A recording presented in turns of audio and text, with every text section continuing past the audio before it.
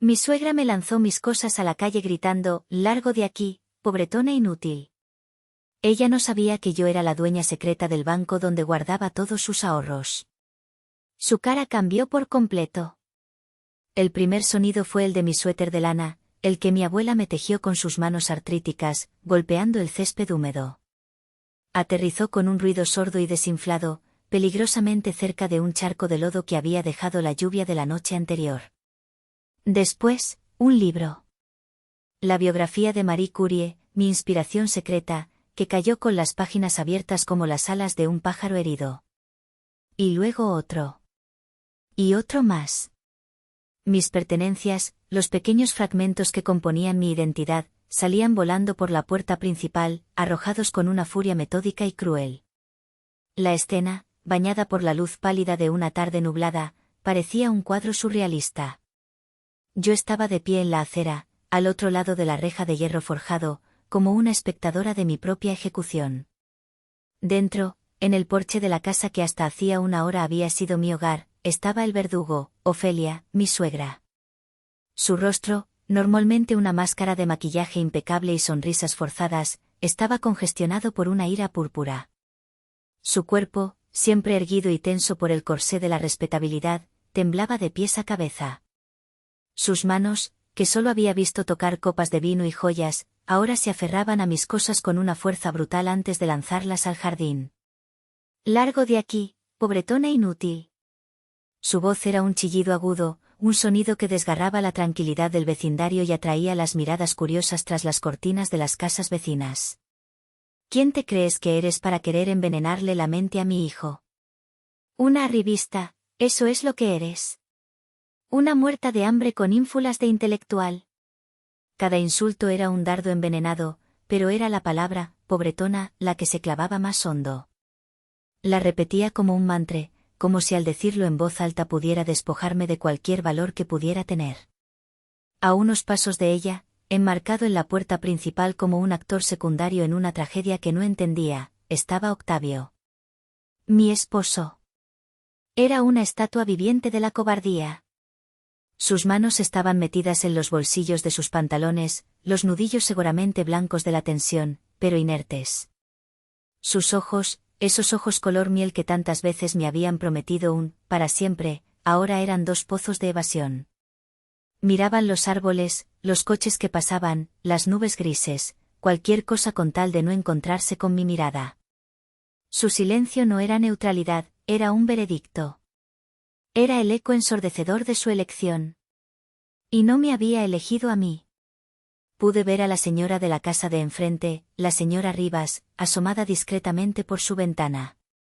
Su rostro era una mezcla de lástima y morbosa curiosidad. Me sentí expuesta, desollada viva en un escenario público. La humillación era una marea hirviente que me subía por la garganta, amenazando con ahogarme. Pero no lloré. En algún lugar profundo de mi ser, el conducto de las lágrimas se había cauterizado. En su lugar, sentí una extraña y peligrosa calma. Por un instante fugaz, una voz insidiosa en mi cabeza, la voz que Ofelia había cultivado en mí durante 6 largos años, susurró, «Tienes razón. Eres una impostora. No perteneces aquí». Casi me lo creí. Me vi como ella me describía, pequeña, insignificante, una provinciana jugando a estar en la gran ciudad. Ofelia tomó mi caja de fotografías, un viejo baúl de madera donde guardaba los recuerdos de mi vida antes de ellos, fotos con mis padres, con mi abuela, con mis amigas de la universidad. La levantó sobre su cabeza. «Y llévate tu miserable pasado contigo», gritó. La caja voló por el aire. El pestillo cedió en el impacto y cientos de fotografías se esparcieron por el césped como hojas secas en otoño. Mi vida, en fragmentos de papel brillante. Vi mi rostro de niña sonriendo, el de mi abuela abrazándome, el día de mi graduación. Y esa fue la chispa. Ver esos recuerdos, mi verdadera herencia, pisoteados de esa manera, encendió algo en mi interior. No fue ira. Fue algo más frío, más pesado. Fue el peso de la certeza. Como un relámpago en medio de la niebla de mi shock, una imagen nítida y brillante apareció en mi mente. No era un recuerdo. Era mi realidad de esa misma mañana, en mi pequeña oficina en casa.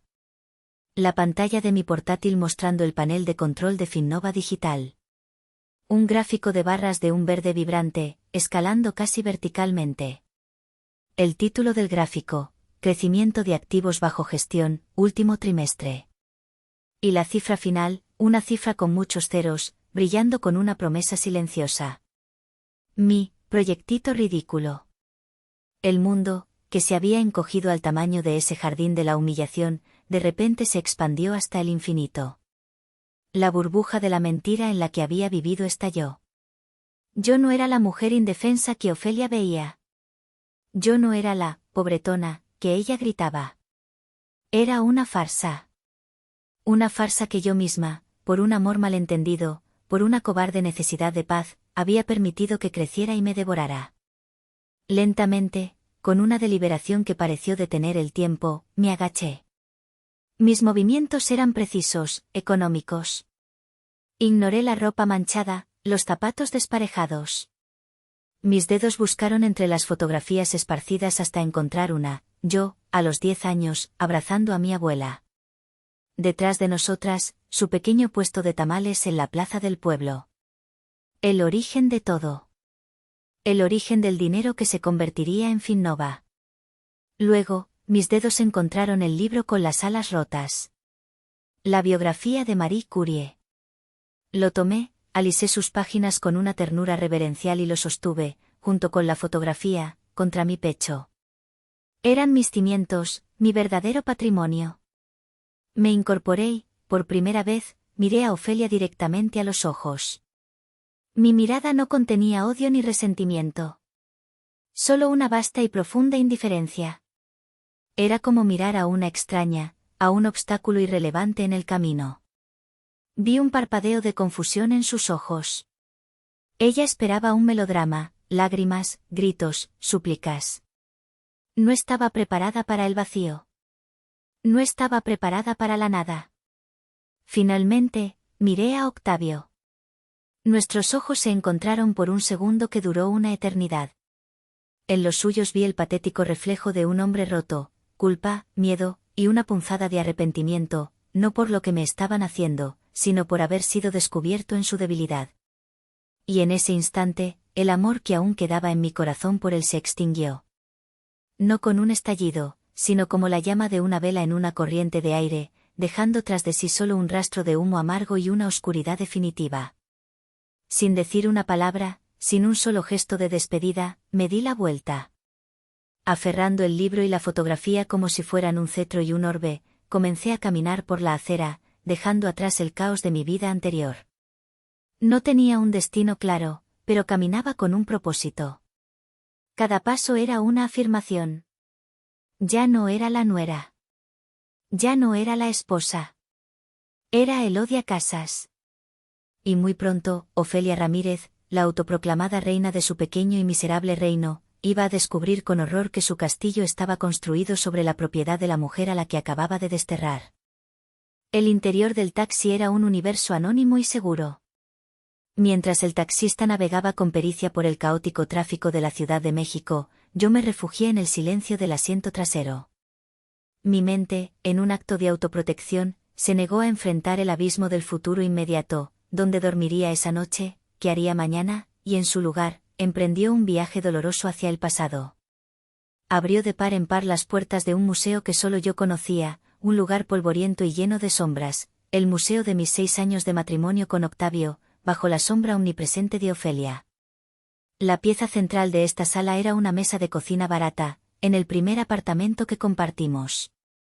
Me vi a mí misma, con 28 años, sosteniendo un sobre con manos temblorosas. Era la herencia de mi abuela. Antes de morir, me había hecho prometerle una cosa.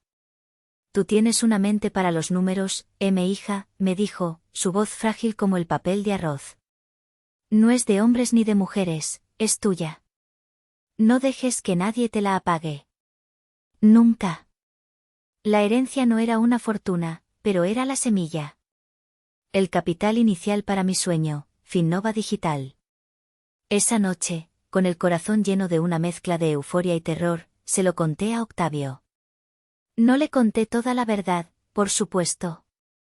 Solo le dije que usaría el dinero para empezar una pequeña consultoría desde casa. Qué bueno, mi vida, respondió él, dándome una palmada en la espalda mientras sus ojos seguían fijos en el partido de fútbol de la televisión. Así tienes un hobby para mantenerte ocupada. Un hobby. Esa fue la palabra que usó. Y yo, en mi ceguera de amor, en mi estúpida creencia de que para ser amada debía ser pequeña, no lo corregí. Dejé que esa mentira echara raíces. Dejé que Finnova Digital, la empresa que en los siguientes 6 años crecería exponencialmente, se convirtiera en mi secreto vergonzoso, en mi proyectito, en mi trabajito de medio tiempo. Fue mi primer y más grave error, construir mi matrimonio sobre la base de mi propia disminución. La escena cambió a la opulenta sala de Ofelia, durante una de las innumerables cenas familiares obligatorias. El aire estaba cargado del olor a pavó y de la tensión no hablada. Era el cumpleaños de mi suegra. Yo le había regalado una primera edición firmada de un libro de su poeta favorito, un detalle que me había costado meses encontrar. Ella lo desenvolvió, miró la portada con una ceja arqueada y lo dejó a un lado con un lacónico «gracias». Inmediatamente después, Berenice, mi cuñada, le entregó su regalo, un reloj de marca ostentosamente grande y dorado. «¡Ay, mi tesoro!», chilló Ofelia, poniéndose el reloj de inmediato. «Esto sí es un regalo. Clase, elegancia. Aprende, Elodia. Tu esposo es un hombre importante, o lo será. Necesita una esposa que refleje su estatus, no una que parece que siempre va de camino a la biblioteca». El resto de la familia rió. Octavio forzó una sonrisa y me dio un apretón en la rodilla por debajo de la mesa, un gesto que se suponía debía ser de consuelo pero que se sintió como una traición. Esa noche, de vuelta en casa, le pregunté por qué nunca me defendía. «Ay, Elodia, ya sabes cómo es mi mamá», dijo, quitándose los zapatos con un suspiro de alivio. «Solo ignórala. Es más fácil así. Es más fácil así». Esa frase se convirtió en la banda sonora de nuestro matrimonio. Era más fácil dejar que ella me criticara la ropa. Era más fácil dejar que ella dictara nuestros planes de fin de semana. Era más fácil tragarme mi opinión para no causar problemas. Era más fácil para él, no para mí. Para mí, era una muerte lenta por 1000 cortes de papel. Esta sala era la más dolorosa. Estaba llena de mis sacrificios, todos invisibles para ellos. La pieza principal era el techo recién reparado de la casa de Ofelia. Recuerdo la llamada de pánico de Octavio. «Mi mamá está desesperada, el seguro no cubre los daños por la tormenta y el presupuesto es altísimo». En ese momento, Finnova acababa de cerrar su primer contrato de 6 cifras. Ese dinero estaba destinado a contratar a 2 ingenieros clave que necesitaba para expandir la plataforma. Pero vi la angustia en los ojos de Octavio, y mi estúpido corazón de salvadora se impuso. «No te preocupes», le dije. «Yo lo cubro». Hice la transferencia esa misma tarde. 200.000 pesos. Le dije a Octavio que era de mis ahorros. Él pareció aliviado y no hizo más preguntas. Nunca preguntó de dónde había sacado una consultora de medio tiempo semejante cantidad de dinero. No quería saberlo. La ignorancia era su refugio. Semanas después, durante una comida familiar, Ofelia se jactaba ante unos parientes. Tuvieron que ver a mi Octavio. Tomó el control de todo, negoció con los contratistas, pagó todo de su bolsillo sin pestañear. Es un hombre tan proveedor, tan capaz. Estoy tan orgullosa de él. Octavio, sentado a mi lado, sonrió y aceptó las felicitaciones. Ni siquiera me miró.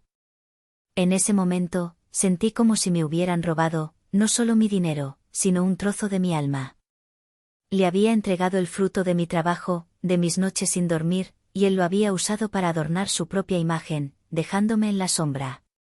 Y finalmente, el recuerdo que precedió a la explosión. La tarde en que Ofelia me encontró en mi pequeña oficina en casa. La puerta estaba entreabierta y me escuchó en una llamada. Era una llamada con un inversor de Silicon Valley, discutiendo una posible ronda de financiación Serie A. Yo hablaba en inglés, usando términos técnicos. Cuando colgué, ella estaba de pie en la puerta, con los brazos cruzados y una expresión de asco. ¿Con quién hablabas?, preguntó. Un cliente, mentí, por costumbre. No me mientas, Elodia. Te escuché. Palabras en inglés, cifras. ¿Qué estás tramando a espaldas de mi hijo? No estoy tramando nada. Es mi trabajo. ¿Tu trabajo? Se burló. ¿Esa farsa que tienes para no tener que atender tu casa? He visto cómo miras a mi hijo. Con ambición. ¿Quieres controlarlo? Seguro estás escondiendo dinero, planeando dejarlo cuando encuentres a alguien mejor. Eres una víbora. Una trepadora. La discusión subió de tono. Yo, por primera vez, me defendí. Le dije que era mi dinero, mi carrera. Le dije que estaba cansada de su desprecio. Fue entonces cuando llamó a Octavio. Y él, al ver a su madre con lágrimas de cocodrilo en los ojos y a mí con el rostro encendido por una justa indignación, tomó el camino del cobarde. No dijo nada. Su silencio fue su sentencia. Y la mía. El taxi se detuvo frente a un hotel del centro. Le pagué al conductor con un billete que saqué de mi cartera. Al entrar en el lobby impersonal, el museo de mi mente finalmente cerró sus puertas. Había recorrido cada sala, revivido cada humillación. El diagnóstico estaba claro, yo no era la enferma, la familia a la que había intentado unirme estaba podrida hasta la médula. Y yo, por fin, estaba libre. Libre para ser la mujer que había mantenido encerrada durante 6 años. Libre para quemar el museo hasta los cimientos. La habitación 704 era un santuario de anonimato. 4 paredes beige, una cama king size con sábanas blancas y almidonadas, y una ventana que ofrecía una vista panorámica de la jungla de asfalto que era la Ciudad de México. Dejé mi maleta y el libro de Marie Curie sobre el portaequipajes, y me quedé de pie en medio de la habitación. El silencio era tan absoluto que podía oír el zumbido de la sangre en mis oídos. Durante los primeros minutos, mi cuerpo funcionó en piloto automático. Deshice la maleta, colgué la poca ropa que había logrado rescatar, coloqué mis artículos de aseo en el baño de mármol. Actos mundanos, mecánicos, un intento desesperado de imponer un orden en medio del caos existencial que me consumía. Luego, me senté en el borde de la cama y saqué mi teléfono. La pantalla se iluminó, mostrándome un torrente de notificaciones ignoradas. Ninguna de Octavio. Había mensajes de amigas preguntando si estaba bien, correos del trabajo, pero el nombre que una parte estúpida de mí anhelaba ver no estaba allí. Abrí la galería de fotos. Allí estábamos. Octavio y yo en nuestra boda, jóvenes e ingenuos. Octavio y yo en la playa de Tulum, sonriendo al sol. Octavio y yo en una cena de Navidad, él con un suéter ridículo que yo le había regalado. 6 años de vida juntos, condensados en píxeles. Recordé los buenos tiempos, porque los hubo. Recordé sus chistes malos, la forma en que me abrazaba por la noche, la promesa de un futuro que habíamos planeado juntos. Una lágrima solitaria rodó por mi mejilla. Luego otra. Y de repente, el dique se rompió. El dolor, que había mantenido a raya con la adrenalina y el shock, me golpeó con la fuerza de un huracán. Lloré. Lloré con sollozos profundos y desgarradores que sacudían todo mi cuerpo. Lloré por la traición, sí, pero sobre todo lloré por la desilusión. Lloré por la muerte de la idea del amor que había albergado. El amor incondicional, el amor que te defiende, el amor que te elige por encima de todo. El amor de los cuentos de hadas que, de repente, se sentía como el más cruel de los fraudes. Lloré por la mujer que había sido, la que perdonaba desplantes y minimizaba insultos, diciéndose a sí misma que él era un buen hombre, solo que su madre lo manipulaba. ¿Qué tan buen hombre podía ser si permitía que la mujer que amaba fuera sistemáticamente desmantelada frente a sus ojos? Me di cuenta, con una claridad dolorosa, de mi propia complicidad. Yo había permitido que esto sucediera. Cada vez que me quedé callada, cada vez que justifiqué su comportamiento, cada vez que escondí un logro para no herir su ego, le estaba entregando un pedazo de mi poder. Había podado mis propias ramas para que él pudiera sentir que su sombra era más grande. Cuando las lágrimas finalmente cesaron, me sentí vacía. Pero era un vacío diferente. No era el vacío de la pérdida, sino el vacío que queda después de una demolición, el espacio despejado donde se puede empezar a construir de nuevo. Me levanté, fui al baño y me miré en el espejo. Mi rostro era un desastre, ojos hinchados, rímel corrido, piel enrojecida. Pero detrás de esa máscara de dolor, vi algo más. Vi a la chica que había llegado a la capital con una maleta llena de libros y una cabeza llena de algoritmos. Vi a la joven que había defendido su tesis ante un panel de hombres escépticos y los había dejado sin palabras. Vi a la emprendedora que había convertido una pequeña herencia en un negocio multimillonario. Vi a Elodia Casas. Y por primera vez en 6 años, realmente la vi. Volví a la habitación, tomé mi teléfono y, con un dedo firme, seleccioné todas las fotos de Octavio. Dudé por un segundo. 6 años. ¿Podía borrar 6 años con un solo toque? Sí. Porque no eran 6 años de felicidad. Eran 6 años de un lento y progresivo borrado de mí misma. Presioné, eliminar. Y sentí un alivio inmenso, como si me hubiera quitado un peso de encima que ni siquiera sabía que cargaba. Fue entonces cuando abrí mi portátil. El trabajo siempre había sido mi refugio, mi espacio seguro. La pantalla cobró vida y, entre la maraña de correos no leídos, uno resaltaba. El de Gaspar. Lo logramos. Lo abrí. El texto era conciso, pero cada palabra resonaba en la habitación silenciosa como un trueno. La adquisición del Banco de la Sierra por parte de Finnova Digital se ha completado oficialmente. Ahora, la institución es 100% nuestra. Leí la frase 1, 2, 3 veces. Una sonrisa, una verdadera sonrisa, comenzó a formarse en mis labios. No era una sonrisa de venganza. Era una sonrisa de ironía cósmica. La vida, en su extraña y retorcida manera, me acababa de entregar la herramienta perfecta. Ofelia me había arrojado de su casa, de su familia, de su mundo. Me había llamado, pobretona, una don nadie. Y en su ceguera, no tenía idea de que acababa de declararle la guerra a la dueña del castillo donde guardaba su tesoro más preciado. La mujer que había llorado en esa cama hacía unos minutos se había ido. En su lugar, había una CEO.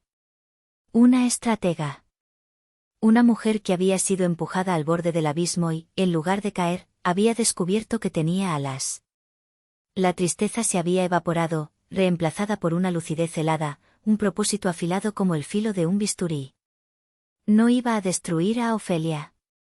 Iba a deconstruirla. Iba a usar las mismas herramientas que ella valoraba, el estatus, el poder, el dinero, para mostrarle el verdadero significado de la palabra, pobreza. Y no era la falta de dinero. Era la falta de carácter. Con una taza de café del servicio a la habitación, negro y amargo, mi mente empezó a trabajar a toda velocidad. El dolor se había transformado en un combustible de alta eficiencia.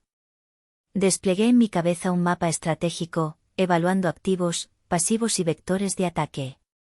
No era una nuera herida, era una general planeando una campaña. Tomé mi teléfono y marqué el número de Gaspar. Eran casi las 11 de la noche, pero sabía que estaría despierto. Él vivía y respiraba Finnova tanto como yo. ¿Elodia? Su voz sonaba cautelosa, preocupada. He estado llamándote. ¿Estás bien? Vi tus mensajes. Estoy perfectamente, Gaspar, lo interrumpí, mi tono era calmado y metálico, desprovisto de la emoción que él esperaba. De hecho, nunca he tenido una visión tan clara. Escúchame con atención, porque lo que te voy a pedir es de máxima prioridad y requiere absoluta discreción. Le relaté los eventos del día de una manera objetiva y concisa, como si estuviera describiendo un caso de estudio. La humillación, los gritos, el silencio de Octavio. No busqué su compasión, sino su comprensión del contexto operativo. Hubo un largo silencio al otro lado de la línea. Cuando finalmente habló, su voz era una mezcla de furia contenida y lealtad. Ese hombre es un idiota y su madre es un monstruo, dijo con una ferocidad que me reconfortó. Sabía que no te merecían, pero esto cruza todas las líneas. Dime qué necesitas, Elodia. Lo que sea. Finnova está contigo. No necesito compasión en este momento, Gaspar. Necesito a mi director de operaciones. Necesito al estratega brillante que me ayudó a construir esto desde cero. A la orden, directora, respondió al instante, el cambio en su tono fue inmediato. El amigo preocupado desapareció, dando paso al ejecutivo implacable. ¿Cuál es el primer movimiento? Mañana a las 8 en punto, quiero que convoques una reunión de emergencia con el equipo de integración del Banco de la Sierra. Quiero que implementes un nuevo protocolo de seguridad en toda la red de sucursales. Llámalo. Protocolo Fénix. Protocolo Fénix, repitió Gaspar, y pude sentir su sonrisa a través del teléfono. Poético y letal. Me gusta. ¿En qué consiste? El protocolo es simple en apariencia. Accederás a la base de datos de clientes y buscarás una cuenta a nombre de Ofelia Ramírez, residente en Coyoacán. Vas a marcar esa cuenta con una bandera roja de alto riesgo. ¿Bajo qué pretexto? ¿Sospecha de fraude? ¿Actividad inusual? Bajo el pretexto de protección de activos de clientes de alto valor post-adquisición, improvisé. Suena corporativo e inofensivo. La consecuencia de esa bandera será la siguiente: cualquier transacción, sea retiro, transferencia o cancelación, que exceda la cantidad de 50.000 pesos mexicanos, deberá ser congelada automáticamente y escalada para su aprobación manual y directa por la más alta dirección. Entendido. ¿Y quién constituye la más alta dirección en este caso? Tú. Y yo. Nadie más. Gaspar soltó una carcajada baja. Esto es maquiavélico, Elodia. Es una obra de arte. La vas a hacer caminar por un campo de minas que ella misma ha plantado. No quiero arruinarla, Gaspar. Quiero educarla. Entendido. La educación será severa. Considéralo hecho. Mañana, a primera hora, el protocolo Fénix estará activo. La jaula estará lista y el cebo en su lugar. Un detalle más, añadí. Quiero los planos de la sucursal central, la de Polanco. Quiero saber la ubicación de cada cámara, cada entrada, cada oficina. ¿Piensas ir? Preguntó, sorprendido. El acto final de una ópera siempre es mejor en persona. Colgué y sentí una oleada de poder. No era el poder del dinero, sino el poder del control, de la inteligencia estratégica. El poder de tomar el caos y convertirlo en un plan. Pasé las siguientes horas en un estado de febril actividad. En una pantalla, tenía los informes de integración del banco. En otra, la publicación de Berenice en Instagram. La foto de los pasajes a París. Amplié la imagen. Pude ver la fecha del viaje, en 10 días. El plan de Ofelia sería simple: retirar una gran cantidad de efectivo para sus gastos de compras, como ella los llamaba. La conozco. Su ego no le permitiría viajar a París sin un fajo de billetes que pudiera exhibir. Mi plan se basaba en un conocimiento íntimo de su psicología. Su arrogancia era predecible. Su reacción al ser desafiada, también. No se detendría a pensar. Actuaría por impulso, por orgullo herido. Y ahí es donde caería. No estaba haciendo nada ilegal. De hecho, estaba haciendo mi trabajo. Como nueva dueña del banco, era mi responsabilidad y mi derecho implementar políticas más estrictas para prevenir el fraude y proteger los activos. Era una coincidencia deliciosa y afortunada que la primera persona en ser examinada bajo este nuevo y riguroso microscopio fuera la mujer que pensaba que yo no era más que un insecto. Me asomé a la ventana. La Ciudad de México era un mar de luces parpadeantes bajo el cielo nocturno. Cada luz, una historia. Durante 6 años, mi luz había estado deliberadamente atenuada, casi apagada. Esa noche, sentí que algo dentro de mí se volvía a encender. Ya no era una bombilla de bajo consumo. Era un faro. Y su luz estaba a punto de apuntar directamente al corazón del imperio de papel de Ofelia Ramírez. El fénix no solo iba a resurgir de sus cenizas, iba a incendiar el mundo que la había quemado. El martes siguiente fue un día meticulosamente orquestado. El escenario, la sucursal insignia del Banco de la Sierra, en el corazón de Polanco. Un templo de mármol y latón pulido, diseñado para hacer que los ricos se sintieran en casa y los demás, pequeños e insignificantes. Yo no estaba allí físicamente, al menos no al principio. Mi presencia habría sido prematura. En cambio, dirigía la operación desde mi santuario personal, la sala de juntas de Finnova, un espacio de cristal y acero con vistas a toda la ciudad. En una pantalla gigante, tenía acceso a la transmisión en vivo de varias cámaras de seguridad de la sucursal. Gaspar estaba en el lugar, dentro de la oficina del gerente, esperando mi señal. Era mi director de orquesta en el terreno. A las 11:23 de la mañana, llegaron. La cámara de la entrada principal las captó en todo su esplendor. Ofelia y Berenice. Parecían 2 aves del paraíso en un gallinero. Ofelia, envuelta en un traje de lino blanco, caminaba como si el suelo de mármol hubiera sido pulido esa mañana en su honor. Sus gafas de sol, tan grandes que ocultaban la mitad de su rostro, no lograban esconder su aire de perpetua insatisfacción. Berenice trotaba a su lado, una dama de compañía cuya única función era asentir y admirar. Su entrada fue una performance. Ignoraron la discreta fila de 4 personas que esperaba y se deslizaron directamente hacia el mostrador de banca privada, el área reservada para los clientes más importantes.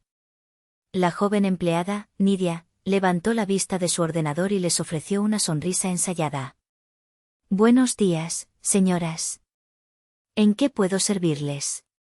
Ofelia se quitó las gafas con un movimiento lento y estudiado, dejándolas sobre el mostrador de granito con un chasquido seco. Un retiro, señorita. 500.000 pesos. Hizo una pausa, para que la cifra tuviera el impacto deseado. En efectivo. Y haga el favor de que sean billetes de 500. No tengo tiempo para contar papelitos. Pude ver a Nidia tragar saliva a través del primer plano de la cámara.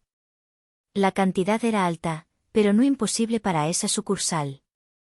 Con manos ágiles, tomó la tarjeta de débito de platino de Ofelia y la deslizó por el lector. Sus dedos volaron sobre el teclado.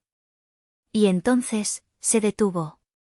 Su sonrisa profesional vaciló. En su pantalla, invisible para Ofelia pero perfectamente clara para mí en mi sala de juntas, había aparecido una ventana emergente de un rojo violento. Protocolo Fénix activado. Transacción bloqueada. Requiere autorización nivel 5. Un momento, por favor, señora Ramírez, dijo Nidia, su voz un hilo apenas audible. La paciencia de Ofelia era notoriamente corta. ¿Qué sucede ahora? Su tono era afilado. ¿Se le acabaron los billetes grandes? Le dije que tengo prisa. No es eso, señora. Es que, el sistema me indica que hay una retención de seguridad en su cuenta para retiros de esta magnitud. Retención. Fue la palabra mágica. La espoleta. El rostro de Ofelia se transformó. La máscara de dama de sociedad se resquebrajó, revelando la furia que bullía debajo. ¿Retención? Su voz resonó en el silencioso lobby, haciendo que varias cabezas se giraran. Un hombre de negocios que hablaba por teléfono se calló. Una señora que llenaba una ficha de depósito levantó la vista. ¿Usted sabe con quién está hablando, mocosa? He sido clienta de este banco desde antes de que usted naciera. Mi difunto esposo tenía su cuenta aquí. Esta es una falta de respeto intolerable. Exijo hablar con su gerente ahora mismo. Nidia, pálida como el mármol del mostrador, levantó el teléfono. Vi en mi pantalla como el gerente, Ramiro, salía de su oficina. Era un hombre de unos 50 años, con el cabello ralo y una expresión de perpetua ansiedad. Había recibido el memorándum sobre el protocolo Fénix esa mañana y, aunque no entendía las implicaciones, sabía que venía de la nueva dirección. Señora Ramírez, qué gusto, dijo, intentando una sonrisa que se convirtió en una mueca. ¿Hay algún problema? Claro que hay un problema, Ramiro. Bramó Ofelia, señalando a Nidia con un dedo acusador. Esta empleada inepta está insinuando que soy una especie de criminal. Dice que mi propia cuenta está bloqueada. Exijo mi dinero. Y una disculpa. Ramiro miró la pantalla de Nidia y el poco color que le quedaba abandonó su rostro. Estaba atrapado entre una clienta furiosa y una directiva misteriosa. Señora, le ruego que me disculpe. Verá, las políticas han cambiado. Como sabe, el banco fue adquirido la semana pasada. Me tienen sin cuidado sus nuevos dueños y sus estúpidas políticas. Lo interrumpió. Mi nombre es Ofelia Ramírez. Esa es la única política que necesita entender. Era el momento perfecto. A través del sistema de chat interno, le envié un mensaje a Gaspar, actúa. La puerta de la oficina de Ramiro se abrió con un suave silbido. Gaspar salió. Su presencia cambió instantáneamente la atmósfera. Alto, vestido con un traje a medida de color gris marengo, proyectaba una calma y una autoridad que hacían que el pánico de Ramiro pareciera aún más lastimoso. ¿Algún contratiempo, Ramiro? Preguntó Gaspar, su voz era tranquila pero llevaba un peso innegable. Señor Valdés. Exclamó el gerente, como si viera a un salvador. La señora Ramírez, su transacción activó los nuevos protocolos de seguridad. Gaspar asintió lentamente, sus ojos evaluando a Ofelia con una cortesía tan fría que era casi un insulto. Entiendo. Señora Ramírez, soy Gaspar Valdés, el nuevo director de operaciones del grupo financiero. Lamento sinceramente cualquier inconveniente. La seguridad de los fondos de nuestros clientes más valiosos es nuestra máxima prioridad. Ofelia lo fulminó con la mirada, claramente no impresionada. Pues su máxima prioridad me está arruinando la mañana. Deje de dar discursos y deme mi dinero. Era mi turno. Le envié mi último mensaje a Gaspar, prepara el escenario. Voy para allá. Me levanté de mi silla, alisé mi vestido y caminé hacia la puerta de mi oficina. El corazón me latía con fuerza, pero no era miedo. Era la emoción de una cazadora que finalmente ve a su presa caminar directamente hacia la trampa. Crucé el umbral del lobby del banco y el mundo pareció contener la respiración. El aire olía a dinero viejo y a productos de limpieza caros. Mis tacones no hacían ruido sobre la gruesa alfombra persa que cubría el suelo de mármol. Avancé con una calma deliberada, sintiendo cada una de las miradas curiosas sobre mí. No era la nuera desaliñada que habían visto en el jardín. Era una mujer con un propósito. La primera en reaccionar fue Berenice. Su mandíbula cayó literalmente. El codazo que le dio a su madre fue tan brusco que Ofelia se tambaleó. Cuando mi ex-suegra se giró y me vio, su rostro fue un poema. Pasó de la arrogancia a la confusión más absoluta en menos de un segundo. Pude leer la pregunta en sus ojos, ¿qué demonios hace esta aquí? Estaba a punto de abrir la boca para escupir algún insulto, para humillarme una vez más frente a una nueva audiencia. Pero yo era más rápida. Había ensayado este momento 1000 veces en mi mente. ¿Hay algún problema aquí, Gaspar? Mi voz, tranquila y clara, resonó en el silencio antinatural del banco. Caminé directamente hacia el mostrador, pasando junto a Ofelia y Berenice como si fueran invisibles, dos espectadoras irrelevantes en mi propio escenario. Mi atención estaba fija en Gaspar y en el gerente. Ofelia no pudo soportar ser ignorada. Tú. Siseó, su voz cargada de veneno. No sé cómo te dejaron entrar, pero esta es un área privada para clientes. Seguro vienes a rogar por un préstamo para pagar la renta de tu cuchitril. Seguridad. Quiero que saquen a esta mujer de aquí inmediatamente. El guardia de seguridad, un hombre corpulento cerca de la entrada, dio un paso vacilante hacia adelante, confundido. Fue entonces cuando me giré lentamente, para enfrentarla. Le dediqué una sonrisa mínima, una que no llegó a mis ojos. No se preocupe por mi situación financiera, señora. Y no necesito un préstamo. Luego, me dirigí al gerente, Ramiro, cuya cara era una máscara de pánico. Creo que no hemos sido presentados formalmente, dije, extendiendo mi mano. Soy Elodia Casas. Ramiro tomó mi mano como si fuera la de una aparición. Yo, soy la fundadora y CEO de Finnova Digital, continué, mi voz subiendo un poco de volumen para que todos en el lobby pudieran oír. Y, desde las 5 de la tarde del jueves pasado, soy la nueva propietaria y presidenta del Consejo de Administración de esta institución.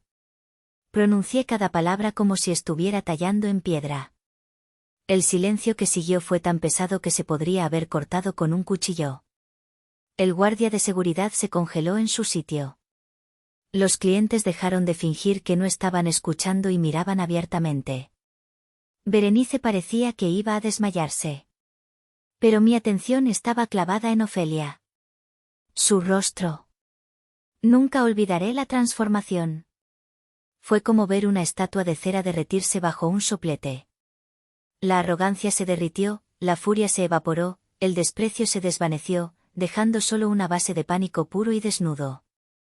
Sus ojos, antes dos rendijas de juicio, ahora estaban desorbitados, buscando frenéticamente una explicación lógica que no existía. Propietaria, la palabra se le atoró en la garganta, un graznido seco. Gaspar, mi leal y magnífico aliado, dio un paso al frente para asestar el golpe final.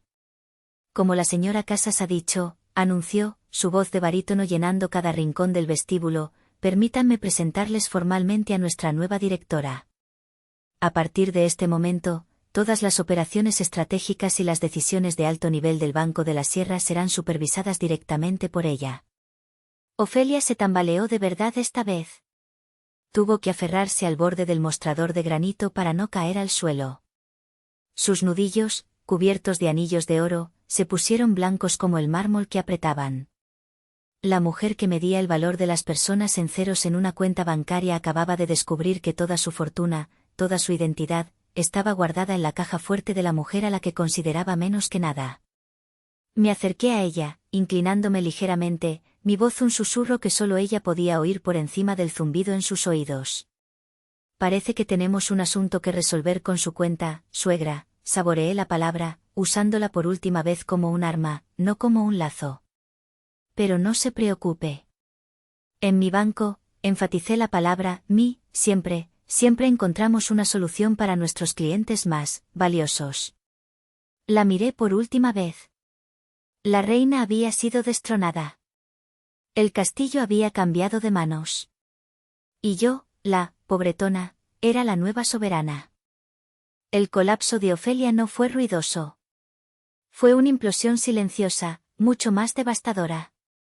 Su cuerpo permaneció erguido por pura memoria muscular, pero su espíritu se había hecho añicos.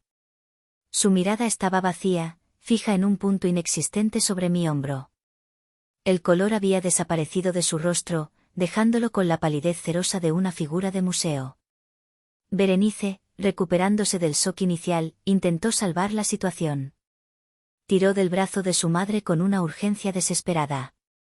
Mamá, vámonos. Ahora. Ya oíste, es un error del sistema, lo arreglarán. Vámonos. Pero Ofelia no respondía. Estaba perdida en las ruinas de su propio mundo. El banco, que para ella era un símbolo de su poder y seguridad, se había transformado en una jaula, y yo era la dueña de la llave. Con una calma que contrastaba brutalmente con el caos interno que estaba presenciando, me dirigí a Nidia, la joven empleada que había seguido todo el drama con los ojos muy abiertos. Señorita, le dije, mi voz suave pero firme. Por favor, proceda a autorizar un retiro para la señora Ramírez. 30.000 pesos. Creo que será suficiente para sus gastos de la semana. ¿No le parece, señora?, añadí, dirigiendo la pregunta a la catatónica Ofelia. No hubo respuesta. 30.000 pesos. Era una cifra cuidadosamente elegida. No era tan poco como para ser una burla obvia, pero era una miseria comparada con lo que ella había exigido. Era la cantidad que una persona normal, una pobretona, podría considerar una suma importante. Era un recordatorio sutil pero brutal de su nueva posición en la cadena alimenticia. Le di una señal a Gaspar. Él entendió de inmediato. El resto de los fondos en la cuenta, anunció Gaspar, su tono oficial y desapasionado, como ya se le informó, quedará bajo una revisión financiera completa. Es un procedimiento estándar del protocolo Fénix para cuentas que presentan ciertos marcadores de riesgo. El proceso podría tardar entre 5 y 7 días hábiles, dependiendo de los hallazgos. Marcadores de riesgo. La jerga corporativa era el insulto más elegante y cruel que podría haber ideado. Nidia, con manos que temblaban ligeramente, contó el dinero. Lo colocó en un sobre y lo deslizó sobre el mostrador hacia Ofelia. Ella no reaccionó. Fue Berenice quien tomó el sobre, lo metió en el bolso de su madre y, finalmente, con una fuerza sorprendente, logró ponerla en movimiento. La salida de Ofelia del banco fue la antítesis de su entrada. Ya no era un desfile. Fue una retirada humillante. Caminaba como un autómata, con la mirada perdida. La gente se apartaba a su paso, no por respeto, sino como si estuvieran presenciando el paso de un fantasma. El eco de sus tacones, que antes sonaba a poder, ahora sonaba frágil y hueco. Cuando las pesadas puertas de cristal se cerraron tras ellas, el banco pareció exhalar un suspiro colectivo. El gerente, Ramiro, se apresuró hacia mí, su rostro una mezcla de adulación y terror. Señora Casas, yo, no tenía idea, le pido 1000 disculpas por. Lo detuve con un gesto de la mano. No hay nada que disculpar, Ramiro. Hizo su trabajo. Ahora, si me disculpa, me gustaría usar su oficina por un momento. Gaspar, acompáñame. Una vez dentro, con la puerta de madera maciza cerrada, me permití apoyarme contra el escritorio. La adrenalina comenzó a disiparse, dejando una sensación de calma y un ligero temblor en mis manos. ¿Estás bien?, preguntó Gaspar, su voz recuperando el tono de amigo. Sí, respondí, abriendo los ojos. Estoy bien. Fue necesario. Mi teléfono comenzó a vibrar sin parar sobre el escritorio. La pantalla mostraba el nombre, Octavio. 1, 2, 3, 5 llamadas perdidas. Luego, una avalancha de mensajes de texto. Elodia, ¿qué está pasando? Mi mamá me llamó llorando. ¿Compraste el banco? ¿Es una broma? Por favor, contéstame. Tenemos que hablar. Apagué el teléfono. No había nada que hablar. Sus acciones, o la falta de ellas, habían hablado por él durante 6 años. Ahora, era mi turno de hablar el único idioma que su familia parecía entender, el del poder y las consecuencias. Miré a Gaspar, que me observaba con una expresión de profundo respeto. Felicidades, directora. Acabas de ejecutar la toma de control más hostil y, al mismo tiempo, más elegante que he visto en mi vida. No fue una toma de control, Gaspar, dije, una pequeña sonrisa formándose en mis labios. Fue una reestructuración. Puse los activos y los pasivos en su lugar correspondiente.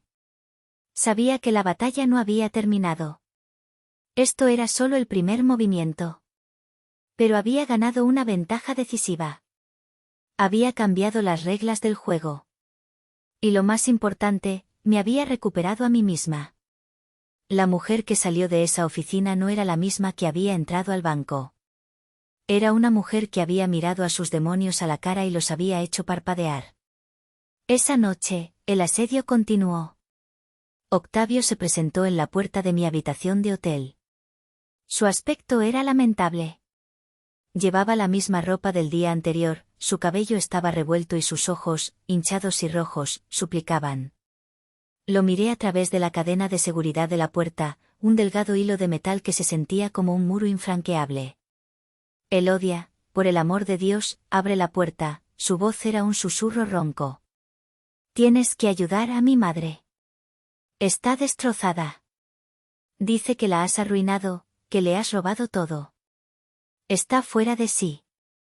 Yo no le he robado nada, Octavio, dije, mi voz era tranquila, desprovista de la emoción que él esperaba encontrar. Su dinero está seguro. Más seguro que nunca, de hecho. Solo está, bajo nueva administración. Esto no es un juego. Es mi madre. Y yo era tu esposa, repliqué, y la verdad en esa frase resonó entre nosotros. Cuando tu madre me arrojó a la calle y me humilló frente a todo el mundo, ¿dónde estabas, Octavio? Cuando me robó mi dignidad, ¿la detuviste? No. Elegiste. Elegiste el silencio.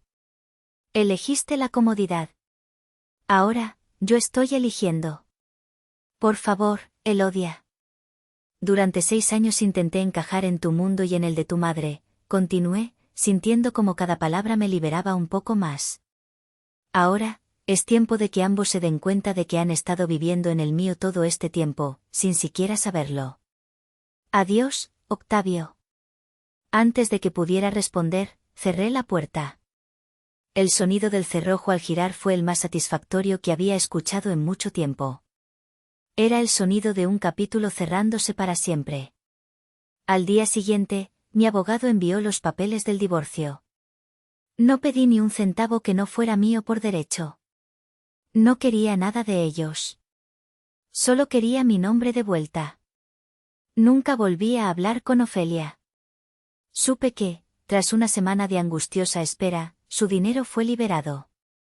Pero algo en ella se había roto para siempre. Su poder, basado en la ilusión de su importancia, se había desvanecido. En su mundo, la humillación pública es una sentencia de muerte social. Hay quienes me llamaron cruel. Vengativa. Pero yo no lo veo así. Yo no le quité nada a Ofelia que no se hubiera quitado ella misma con sus propias acciones. Simplemente, le puse un espejo delante para que, por primera vez, viera su verdadero reflejo. ¿Hice lo correcto o fui demasiado lejos?